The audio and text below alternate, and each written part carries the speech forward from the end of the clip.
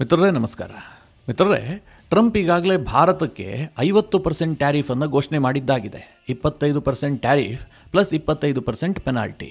ಈ 25% ಪೆನಾಲ್ಟಿ ಇದೆಯಲ್ಲ, ಸೆಪ್ಟೆಂಬರ್ 1ನೇ ತಾರೀಕಿಂದ ಭಾರತಕ್ಕೆ ಜಾರಿಯಾಗತ್ತೆ. ಈ ನಡುವೆ ಭಾರತೀಯರಲ್ಲಿ ತೀವ್ರವಾದಂತಹ ಅಸಮಾಧಾನ ಎದ್ದು ಕಾಣ್ತಾ ಇದೆ. ಅಂದರೆ ಅಮೆರಿಕ ಭಾರತಕ್ಕೆ ಸುಖಾಸುಮ್ಮನೆ ಗದಾಪ್ರಹಾರ ಮಾಡ್ತಾ ಇದೆ. ಈ ಟ್ರಂಪ್ಗೆ ಟ್ರಂಪ್ದೇ ಭಾಷೆಯಲ್ಲಿ ಉತ್ತರ ಕೊಡಬೇಕು. ಈಗ ಭಾರತದ ಎಕ್ಸ್ಪೋರ್ಟ್ ಮೇಲೆ ಅಮೆರಿಕ ಟ್ಯಾರಿಫನ್ನು ವಿಧಿಸುತ್ತೆ ಅಂತಾದರೆ ಅಮೆರಿಕ ಭಾರತಕ್ಕೆ ಎಕ್ಸ್ಪೋರ್ಟ್ ಮಾಡುತ್ತಲ್ಲ, ಅದ್ರ ಮೇಲೂ ಕೂಡ ಭಾರತ ಟ್ಯಾರಿಫನ್ನು ವಿಧಿಸಬೇಕು, ರಿಟಾಲಿಯೇಟ್ ಮಾಡಬೇಕು, ಹೀಗಂತ ದೊಡ್ಡ ದೊಡ್ಡ ನಾಯಕರು ಹೇಳೋದಕ್ಕೆ ಶುರು ಮಾಡಿದ್ದಾರೆ. ನಾನು ಈ ಹಿಂದಿನ ವಿಡಿಯೋ ಮಾಡಿದಂತಹ ಸಂದರ್ಭದಲ್ಲಿ ಈ ಬಗ್ಗೆ ಕೆಲವರು ಪ್ರಶ್ನೆ ಕೂಡ ಮಾಡಿದ್ರು. ಹಾಗೆ ಯಾಕೆ ಮಾಡಬಾರ್ದು, ನಾವು ಮಾಡಿದ್ರೆ ಏನಾಗುತ್ತೆ, ಅಮೆರಿಕಗೂ ಸಹ ಭಾರತ ಟ್ಯಾರಿಫ್ ಮೂಲಕವೇ ಉತ್ತರ ಕೊಡಬೇಕು, ಹೀಗಂತ ಅನೇಕರು ಅಭಿಪ್ರಾಯವನ್ನು ವ್ಯಕ್ತಪಡಿಸಿದ್ರು. ಮಿತ್ರರೇ, ಹಾಗೇನಾದರೂ ಮಾಡಿದ್ದೆ ಆದರೆ ಏನಾಗಬಹುದು? ಭಾರತಕ್ಕೆ ಅದರಿಂದ ಏನಾದರೂ ಲಾಭ ಆಗತ್ತಾ ಅಥವಾ ನಷ್ಟ ಆಗತ್ತಾ? ಭಾರತ ಸರ್ಕಾರ ಮುಂದೆ ಯಾವ ತೀರ್ಮಾನ ಕೈಗೊಳ್ಳುತ್ತೆ? ಇದರ ಬಗ್ಗೆ ಈ ವಿಡಿಯೋದಲ್ಲಿ ನಿಮಗೆ ಡೀಟೇಲ್ ಆಗಿ ತಿಳಿಸ್ಕೊಡ್ತೀನಿ. ಭಾರತ ರಿಟಾಲಿಯೇಟ್ ಮಾಡುತ್ತಾ ಇಲ್ವಾ ಅನ್ನೋದ್ರ ಬಗ್ಗೆ. ಜೊತೆಗೆ ಕೆಲವರು ಫಾರೆಕ್ಸ್ ರಿಸರ್ವ್ ಬಗ್ಗೆಯೂ ಕೂಡ ಪ್ರಶ್ನೆ ಮಾಡಿದ್ರು. ಭಾರತ ದೊಡ್ಡ ಪ್ರಮಾಣದಲ್ಲಿ ಫಾರೆಕ್ಸ್ ರಿಸರ್ವ್ ಅನ್ನ ಅಮೆರಿಕನ್ ಡಾಲರ್ ರೂಪದಲ್ಲಿ ಇಟ್ಕೊಂಡಿದೆಯಲ್ಲ, ನಾಳೆ ಅಮೆರಿಕ ಅದಕ್ಕೂ ಏನಾದರೂ ಕಣ್ಣು ಹಾಕಿದ್ರೆ ಭಾರತದ ಗತಿ ಏನು? ಇದ್ರ ಬಗ್ಗೆ ಸ್ವಲ್ಪ ತಿಳಿಸಿ ಅಂತ ಕೆಲವರು ಕಮೆಂಟ್ ಹಾಕಿದ್ರು. ಮಿತ್ರರೇ, ಈ ಎಲ್ಲ ವಿಚಾರವನ್ನ ಈ ವಿಡಿಯೋದಲ್ಲಿ ನಿಮಗೆ ಡೀಟೇಲ್ ಆಗಿ ತಿಳಿಸ್ಕೊಡ್ತೀನಿ. ಭಾರತದ ಜುಟ್ಟು ಲಿಟ್ರಲಿ ಅಮೆರಿಕದ ಕೈಲಿದೆ. ಅಮೆರಿಕಾಗೆ ತುಂಬಾ ಚೆನ್ನಾಗಿ ಗೊತ್ತು. ಅದಕ್ಕೆ ನಾವು ಆಟ ಆಡಿಸ್ತೀವಿ ಅಂತ ಹೊರಟಿದ್ದಾರೆ. ಹಾಗಂತ ಭಾರತ ಬಗ್ಗೆ ಬಿಡುತ್ತಾ? ಅದ್ರ ಬಗ್ಗೆನೇ ಚರ್ಚೆ ಮಾಡೋಣ. ನೀವು ಈ ವಿಡಿಯೋನ ಕೊನೆವರೆಗೂ ಮಿಸ್ ಮಾಡದೆ ನೋಡಿ. ನಿಮಗೆಲ್ಲ ಗೊತ್ತಿರುವ ವಿಚಾರ ಏನು, ಸ್ವತಂತ್ರ ಬಂದ ದಿನದಿಂದಲೂ ಕೂಡ ಅಮೆರಿಕ ಭಾರತಕ್ಕೆ ಯಾವತ್ತೂ ಮಿತ್ರ ದೇಶ ಆಗಿರಲಿಲ್ಲ. ಆದರೆ 2000ನೇ ಇಸ್ವಿ ಆದ ಬಳಿಕ ಅಮೆರಿಕ ಒಂದು ಪ್ರಯತ್ನವನ್ನು ಆರಂಭಿಸಿತು. ಯಾವಾಗ ಭಾರತದಲ್ಲಿ ಅಣು ವಿಸ್ಫೋಟ ಆಯಿತು, ಭಾರತ ಜಾಗತಿಕ ಸೂಪರ್ ಪವರ್ ಆಗುವತ್ತ ದಾಪುಗಾಲಿಡೋದಕ್ಕೆ ಶುರು ಮಾಡಿತು. ಇನ್ನೊಂದು ಕಡೆಯಲ್ಲಿ ಚೈನಾ ಅಮೆರಿಕಾಗೆ ಕಾಂಪೀಟ್ ಮಾಡೋದಕ್ಕೆ ಶುರು ಮಾಡ್ತಲ್ಲ, ಆಗ ಅಮೆರಿಕಾಗೆ ಅನಿಸಿದ್ದೇನು ಕೇಳಿದ್ರೆ, ಭಾರತವನ್ನ ಶತ್ರು ದೇಶದ ರೀತಿಯಲ್ಲಿ ಟ್ರೀಟ್ ಮಾಡುವ ಬದಲಾಗಿ ನಮ್ಮ ಅಲೈ ಮಾಡ್ಕೊಳ್ಬೇಕು. ಈ ಪಾಕಿಸ್ತಾನದಿಂದ ನಮಗೇನು ಹೆಚ್ಚು ವರ್ಕೌಟ್ ಆಗೋದಿಲ್ಲ. ಇವರು 6 ಕೊಟ್ರೆ ಅತ್ತೆ ಕಡೆ, 3 ಕೊಟ್ರೆ ಸೊಸೆ ಕಡೆ ಅನ್ನುವಂತಹ ಜಾಯಮಾನದವರು. ಹೀಗಾಗಿ ನಾವು ಭಾರತವನ್ನು ಹಿಡ್ಕೊಳ್ಳೋದು ಒಳ್ಳೇದು ಅಂತೇಳಿ ಅಮೆರಿಕನ್ನರಿಗೆ ಅನಿಸೋದಕ್ಕೆ ಶುರುವಾಯಿತು. ಹೀಗಾಗಿ ಮಿತ್ರರೇ, 2000ನೇ ಇಸ್ವಿಯ ನಂತರ ಅಮೆರಿಕ ಸ್ವಲ್ಪವೇ ಭಾರತದೊಂದಿಗೆ ಸಂಬಂಧವನ್ನು ವೃದ್ಧಿ ಮಾಡಿಕೊಳ್ಳೋದಕ್ಕೆ ಯತ್ನ ಮಾಡಿತು. ಆದರೆ ಭಾರತೀಯರಿಗೆ ಮೊದಲಿನಿಂದಲೂ ಕೂಡ ಈ ಅಮೆರಿಕದ ಬಗ್ಗೆ ಒಂದು ಭಾವನೆ ಇದೆ. ಯಾವ ಕಾರಣಕ್ಕೂ ಇವರನ್ನು ನಂಬಬಾರದು, ಇವರು 3 ಕಾಸಿನ ನಂಬಿಕೆಗೆ ಯೋಗ್ಯರಲ್ಲ. ಈ ಭಾವನೆ ಭಾರತೀಯರಿಗೆ ಬಹಳ ಆಳವಾಗಿ ಬೇರೂರು ಬಿಟ್ಟಿತ್ತು. ಹೀಗಾಗಿ ಅಮೆರಿಕದಲ್ಲಿ ಅನೇಕ ಅಧ್ಯಕ್ಷರು ಭಾರತದ ಟ್ರಸ್ಟ್ ಬಿಲ್ಡಿಂಗೂ ಕೂಡ ಅನೇಕ ರೀತಿಯಲ್ಲಿ ಪ್ರಯತ್ನ ಮಾಡಿದ್ದಾರೆ. ಅದು ಜಾರ್ಜ್ ಡಬ್ಲ್ಯೂ ಬುಷ್ ಇರಬಹುದು, ಅನಂತರ ಬಂದಂತಹ ಒಬಾಮಾ ಇರಬಹುದು, ಈವನ್ ಟ್ರಂಪ್ ಅವರ ಮೊದಲ ಅವಧಿಯಲ್ಲಿ ಅವರು ನಡೆದುಕೊಂಡಂತಹ ರೀತಿ ಇರಬಹುದು. ಅನಂತರ ಬೈಡನ್ ಕೂಡ ಭಾರತದ ಸಂಬಂಧವನ್ನು ಗಟ್ಟಿಗೊಳಿಸುವಂತಹ ಪ್ರಯತ್ನವನ್ನೇ ಮಾಡಿದ್ರು. ರಷ್ಯಾ ಉಕ್ರೇನ್ ಮೇಲೆ ಯುದ್ಧ ಮಾಡ್ತಿದ್ದಂತೆ ಇದೇ ಬೈಡನ್ ರಷ್ಯಾದ ವಿರುದ್ಧವಾಗಿ ಸಾಕಷ್ಟು ನಿರ್ಬಂಧ ವಿಧಿಸಿದ್ರು. ಆ ಸಂದರ್ಭದಲ್ಲೂ ಭಾರತ ರಷ್ಯಾದಿಂದ ತೈಲ ಖರೀದಿ ಮಾಡೋದಕ್ಕೆ ಶುರು ಮಾಡ್ತು. ಆಗ ಬೈಡನ್ ಏನ್ ಹೇಳಿದ್ರು, ಭಾರತದ ಹಿತಾಸಕ್ತಿಗೆ ಅನುಸಾರವಾಗಿ ನಾವು ಅದನ್ನು ಹೊರಗಿಟ್ಟಿದ್ದೀವಿ, ಇದು ಅನಿವಾರ್ಯ. ಎಷ್ಟರ ಮಟ್ಟಿಗೆ ಕೇಳಿದ್ರೆ, ಭಾರತದಲ್ಲಿ ಬೈಡನ್ನ ರಾಯಭಾರಿ ಆಗಿದ್ದಂತಹ ಎರಿಕ್ ಗಾರ್ಸೆತಿ ಒಂದು ಸ್ಟೇಟ್ಮೆಂಟ್ ಕೊಡ್ತಾರೆ, ಓಪನ್ ಸ್ಟೇಟ್ಮೆಂಟ್. ಭಾರತ ರಷ್ಯಾದ ಆಯಿಲ್ ಅನ್ನ ಖರೀದಿ ಮಾಡೋದಕ್ಕೆ ನಾವೇ ಉತ್ತೇಜನ ಮಾಡಿದ್ವಿ. ವಿಶ್ವದಲ್ಲಿ ಪೆಟ್ರೋಲ್ ಡೀಸೆಲ್ ಪ್ರೈಸ್ ಅನ್ನ ಸ್ಥಿಮಿತದಲ್ಲಿಡೋದಕ್ಕೆ ಇದೊಂದೇ ಮಾರ್ಗ ಆಗಿತ್ತು ಅಂತ ಹೇಳಿ ಎರಿಕ್ ಗಾರ್ಸೆತಿ ಹೇಳ್ತಾರೆ. ಅಷ್ಟರ ಮಟ್ಟಿಗೆ ಭಾರತಕ್ಕೆ ಅಮೆರಿಕ ಸಪೋರ್ಟ್ ಮಾಡಿದೆ. ಭಾರತದ ಇಂಟ್ರೆಸ್ಟ್ ಅನ್ನ ಅಮೆರಿಕ ಗೌರವಿಸ್ತಾ ಇತ್ತು. ಯಾಕೆ ಕೇಳಿದ್ರೆ, ನಾವು ಭಾರತೀಯರ ನಂಬಿಕೆಯನ್ನು ಗಳಿಸಬೇಕು ಅಂತ. ಆದರೆ ಟ್ರಂಪ್ ಈಗ ಎಲ್ಲವುದನ್ನು ಉಲ್ಟಾ ಮಾಡಿ ಹಾಕಿದ್ದಾರೆ. ಅಮೆರಿಕ ಯಾವತ್ತೂ ನಂಬಿಕೆಗೆ ಯೋಗ್ಯವಲ್ಲ ಅನ್ನುವಂತಹ ಭಾವನೆ ಭಾರತೀಯರಿಗೆ ಸ್ಟ್ರಾಂಗ್ ಆಗಿ ಬೇರೂರುವಂತೆ ಮಾಡ್ತಾ ಇದ್ದಾರೆ.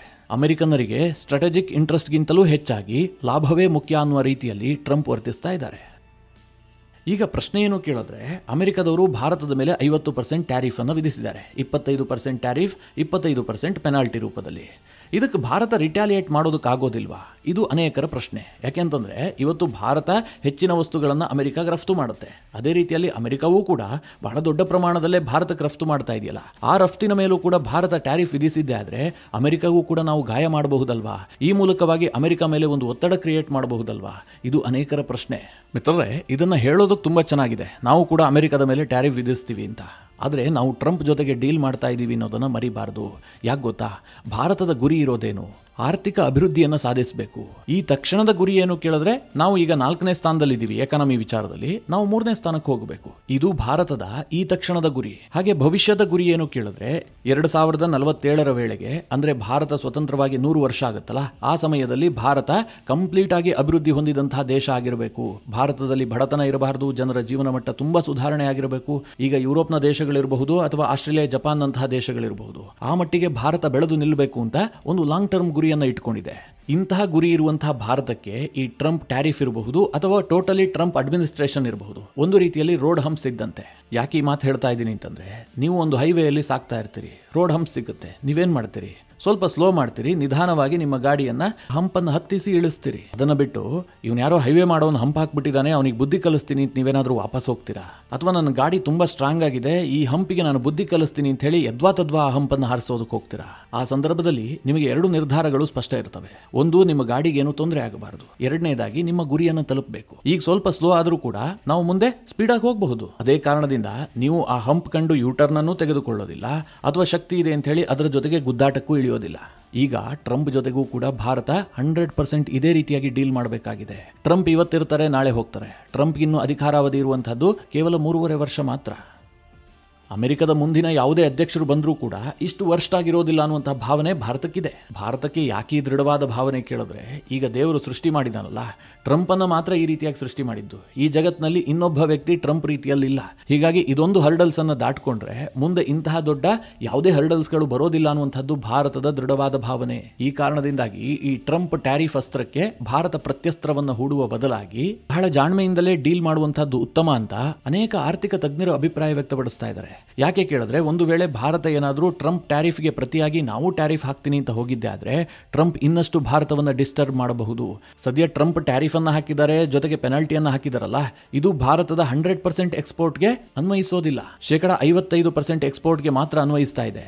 ಈ ಸಂದರ್ಭದಲ್ಲಿ ಭಾರತ ಟ್ರಂಪ್ಗೆ ರಿಟಾಲಿಯೇಟ್ ಮಾಡೋದಕ್ಕೆ ಹೊರಟಿದ್ದೆ ಆದರೆ, ನಾವು ಕೂಡ ಒಂದು 50% ಟ್ಯಾರಿಫ್ ಹಾಕ್ತೀನಿ ಅಂತ ಹೊರಟಿದ್ದೆ ಆದರೆ, ಟ್ರಂಪ್ ಉಳಿದಂತಹ 45% ಭಾರತದ ಎಕ್ಸ್ಪೋರ್ಟ್ ಮೇಲೂ ಕೂಡ ಅದೇ ರೀತಿಯ ಟ್ಯಾರಿಫ್ ಅನ್ನು ಪ್ರಯೋಗ ಮಾಡಬಹುದು. ಭಾರತದ ಟೋಟಲ್ ಎಕ್ಸ್ಪೋರ್ಟ್ ಅನ್ನೇ ಡಿಸ್ಟರ್ಬ್ ಮಾಡುವಂತಹ ಪ್ರಯತ್ನ ಮಾಡಬಹುದು. ಹೀಗಾಗಿ ಭಾರತ ಆ ಕೆಸರ ಜೊತೆ ಗುದ್ದಾಡದೆ ಜಾಣ್ಮೆಯಿಂದ ಇದಕ್ಕೆ ಪರಿಹಾರ ಕಂಡುಕೊಳ್ಳೋದಿದೆಯಲ್ಲ, ಇದು ಭಾರತದ ಆರ್ಥಿಕತೆಗೆ ಉತ್ತಮ ಅಂತ ಸೀನಿಯರ್ ಎಕನಾಮಿಸ್ಟ್ಗಳೇ ಅಭಿಪ್ರಾಯ ವ್ಯಕ್ತಪಡಿಸ್ತಾ ಇದ್ದಾರೆ. ಮಿತ್ರರೇ, ಟ್ರಂಪ್ ಟ್ಯಾರಿಫ್ ಹೀಗೆ ಮುಂದುವರಿಯುತ್ತಾ? ಈಗೇನು ಅಡಿಷನಲ್ ಆಗಿ 25% ಟ್ಯಾರಿಫ್ ಹಾಕಿದಾರಲ್ಲ, ಇದು ಸೆಪ್ಟೆಂಬರ್ 1ರಿಂದ ಜಾರಿಗೆ ಬಂದೇ ಬಿಡುತ್ತಾ ಕೇಳಿದ್ರೆ ಏನನ್ನೂ ಹೇಳೋದಕ್ಕೆ ಸಾಧ್ಯ ಇಲ್ಲ. ಮೇಲ್ನೋಟಕ್ಕೆ ಟ್ರಂಪ್ ಪೆನಾಲ್ಟಿ ಹಾಕಿರೋದು ರಷ್ಯಾ ಮತ್ತು ಉಕ್ರೇನ್ ಯುದ್ಧವನ್ನು ನಿಲ್ಲಿಸೋದಕ್ಕೆ, ಅವ್ರ ಮೇಲೊಂದು ಒತ್ತಡ ಕ್ರಿಯೇಟ್ ಮಾಡೋದಕ್ಕೆ ಅಂತ ಅನಿಸುತ್ತೆ. ಆದರೆ ಅದು ಶುದ್ಧ ಸುಳ್ಳು. ಯಾಕೆಂದರೆ ಟ್ರಂಪೇ ಇದನ್ನು ಸ್ಪಷ್ಟಪಡಿಸ್ಬಿಟ್ರಲ್ಲ. ಟ್ರಂಪ್ಗೆ ಈ ಬಗ್ಗೆ ಪ್ರಶ್ನೆ ಕೇಳಲಾಯಿತು.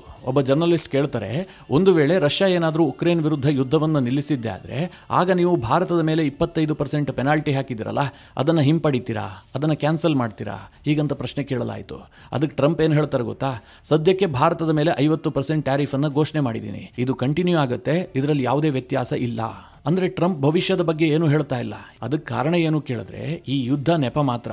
ಭಾರತ ಆಯಿಲ್ ಖರೀದಿ ಮಾಡ್ತಾ ಇದೆ ಎನ್ನುವಂಥದ್ದು ಟ್ರಂಪ್ಗೆ ಮ್ಯಾಟ್ರೇ ಅಲ್ಲ. ಟ್ರಂಪ್ಗೆ ಮ್ಯಾಟರ್ ಆಗ್ತಾ ಇರುವಂಥದ್ದು ಟ್ರೇಡ್ ಡೀಲ್.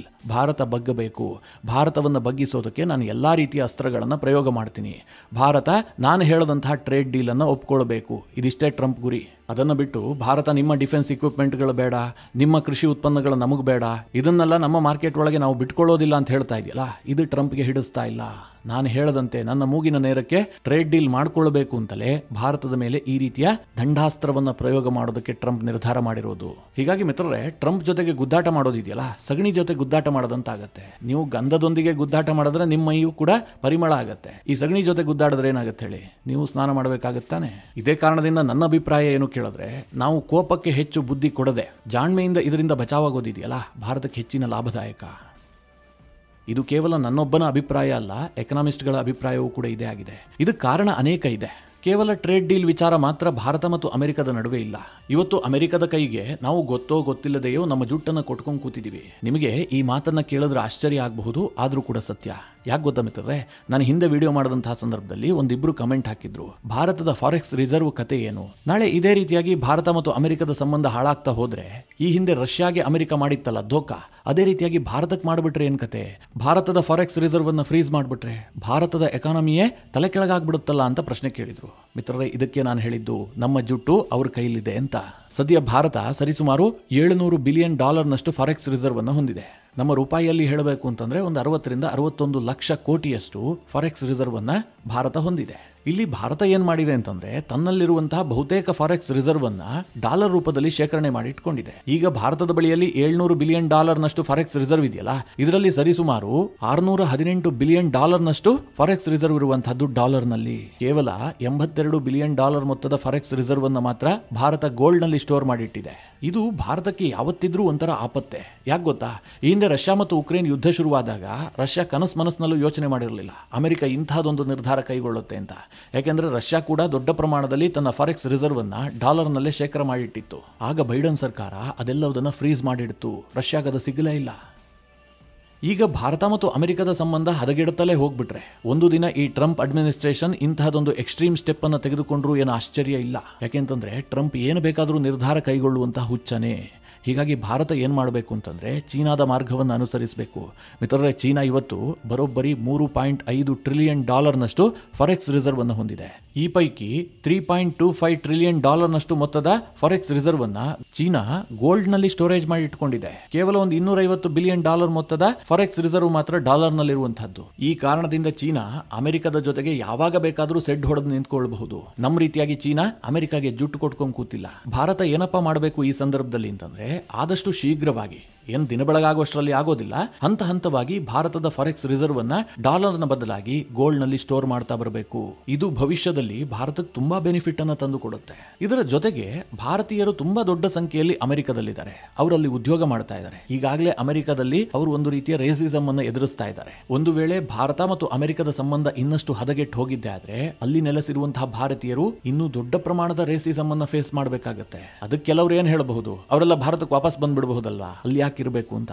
ಮಿತ್ರರೇ, ಭಾರತೀಯರು ಅಮೆರಿಕದಲ್ಲಿ ವಾಸ ಮಾಡ್ತಾರೆ, ಅಲ್ಲಿ ದುಡಿತಾರೆ ಅಂತಂದ್ರೆ ಅದರಿಂದಲೂ ಕೂಡ ಭಾರತಕ್ಕೆ ಲಾಭ ಇದೆ. ಅವರು ಬಹಳ ದೊಡ್ಡ ಪ್ರಮಾಣದಲ್ಲಿ ರೆಮಿಟೆನ್ಸ್ ಅನ್ನು ಭಾರತಕ್ಕೆ ವರ್ಗಾಯಿಸ್ತಾರೆ. ಅಮೆರಿಕದಿಂದಲೇ ಭಾರತ ಅತಿ ಹೆಚ್ಚು ರೆಮಿಟೆನ್ಸ್ ಅನ್ನು ಪಡೆದುಕೊಳ್ತಾ ಇದೆ. ಈ ಎಲ್ಲ ಸೂಕ್ಷ್ಮ ಪರಿಸ್ಥಿತಿಗಳು ಇರುವ ಕಾರಣದಿಂದಾಗಿ ನಾವು ಈ ಟ್ರಂಪ್ ಅಡ್ಮಿನಿಸ್ಟ್ರೇಷನ್ ಕೈಗೊಳ್ಳುತ್ತಿರುವಂತಹ ಪ್ರತಿ ನಿರ್ಧಾರಗಳನ್ನು ಕೂಡ ಬಹಳ ಜಾಗರೂಕತೆಯಿಂದ, ಬಹಳ ಜಾಣ್ಮೆಯಿಂದ ಡೀಲ್ ಮಾಡಬೇಕಾಗತ್ತೆ. ಸದ್ಯ ಭಾರತ ಸರ್ಕಾರ ಕೈಗೊಳ್ಳುತ್ತಿರುವಂತಹ ಕೆಲ ತೀರ್ಮಾನಗಳನ್ನು ನೋಡಿದ್ರೆ ನಾವು ಯಾವುದೇ ವಿಚಾರಕ್ಕೆ ಬೇಕಾದರೂ ರಾಜಿ ಆಗ್ತೀವಿ. ಆದರೆ ಭಾರತದ ರೈತರ ವಿಚಾರ ಹಾಗೆ ಭಾರತದ ಸಣ್ಣ ಉದ್ಯಮಗಳ ವಿಚಾರದಲ್ಲಿ ನಾವು ರಾಜಿ ಆಗೋದಕ್ಕೆ ಸಾಧ್ಯವೇ ಇಲ್ಲ.